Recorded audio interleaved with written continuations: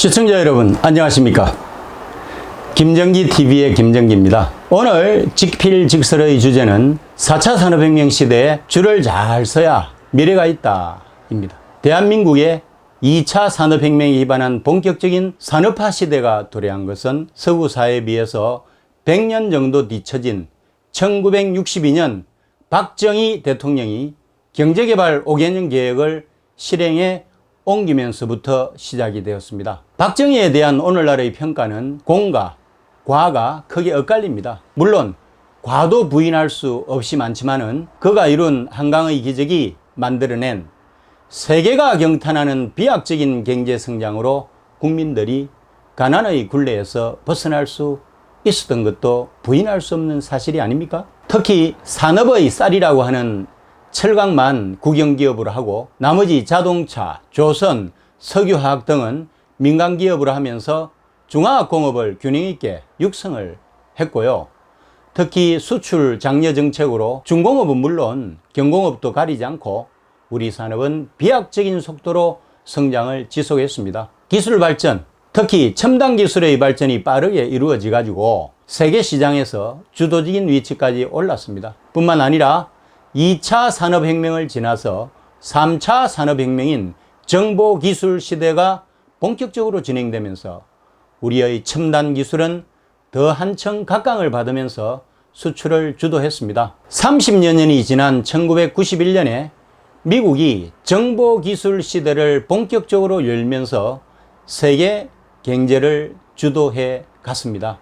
특히 미국은 탄탄한 산업을 기반으로 컴퓨터, IT 등 첨단 기술 분야에서 단연 앞서갔죠. 그들은 전 세계 지식재산권의 70% 이상을 독점했습니다. 정보기술 시대에 새로운 첨단 기술을 활용하려고 하면 미국의 지적 소유권을 비싼 대가를 치르고 빌려야만 했습니다. 첨단 기술 분야에서 앞서가던 우리나라도 미국하고의 협력이 불가피했죠. 오늘날 우리가 IT 강국으로 부상할 수 있었던 것은 미국이 주도하는 경제 질서에 과학기술 질서에 잘 편성해서 줄을 잘 섰기 때문입니다. 우리 경제를 떠받치고 있는 반도체나 전자나 자동차나 조선이나 철강 등이 모두 미국과 결코 떼어낼 수 없을 만큼 깊숙이 관련되어 있지 않습니까? 1860년대 2차 산업혁명에는 우리 선조들이 대처를 잘못해가지고 소외가 되었잖아요.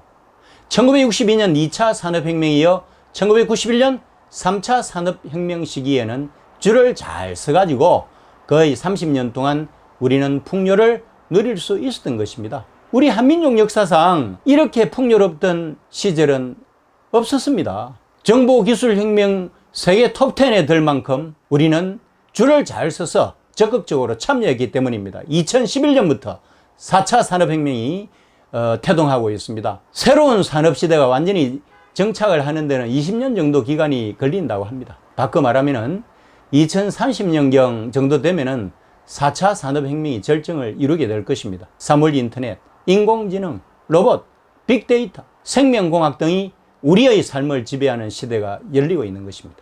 선진국들은 자신들의 환경에 맞는 갖가지 대책을 마련하고 힘차게 달려가고 있습니다. 미국, 독일, 일본, 영국 등 선진국을 비롯해서 신흥국인 중국조차도 선두주자입니다. 우리의 실정을 생각하면 정말 불안해요.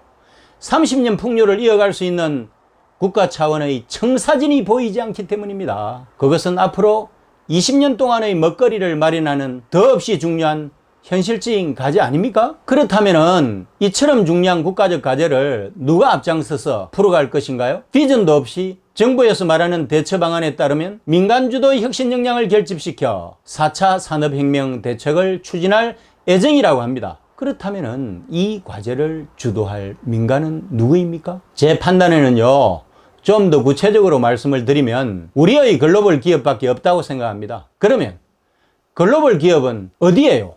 사실 그 숫자는 손에 꼽힐 정도로 적습니다. 예를 들면은 대표적인 한국의 글로벌 기업은 삼성 아니겠어요? 삼성은 첨단 기술 산업의 선두주자로서 세계 시장에서도 확고한 위치를 차지하고 있습니다. 기술 집약적인 반도체, 스마트폰은 세계 1등입니다. 인공지능이 융합된 수많은 전자제품들이 전 세계에서 위용을 떨치고 있지 않습니까? 그런데 총수인 이건희 회장은 몇 년째 병상에서 누워가지고 거동조차 못하고 있습니다. 그의 아들 이재용은 여전히 재판을 받고 있습니다. 아시다시피 재벌그룹은 오너 1인이 의사결정을 한다고 해도 과언이 아닙니다. 오너 부자가 이 지경이 가감한 투자는 엄두도 못 냅니다. 문재인 정부는 4차 산업혁명의 구체적인 대책, 우리 미래에 대한 대책을 내놓아야 합니다. 1860년대 조선이 2차 산업혁명에 대처하지 못해서 고립이 되면서 우리 한민족은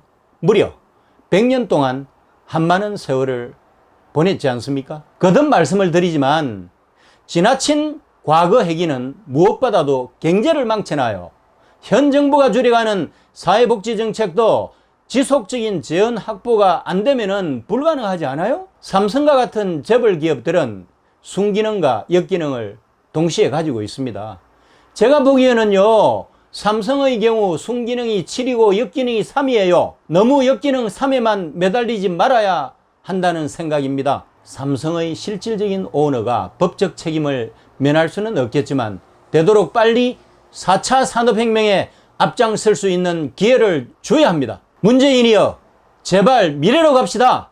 우리에게는 선진국에 뒤지지 않는 첨단 기술 축적과 4차 산업혁명에 능동적으로 대처할 수 있는 충분한 역량이 있지 않습니까? 제발 정신 좀 차리십시오.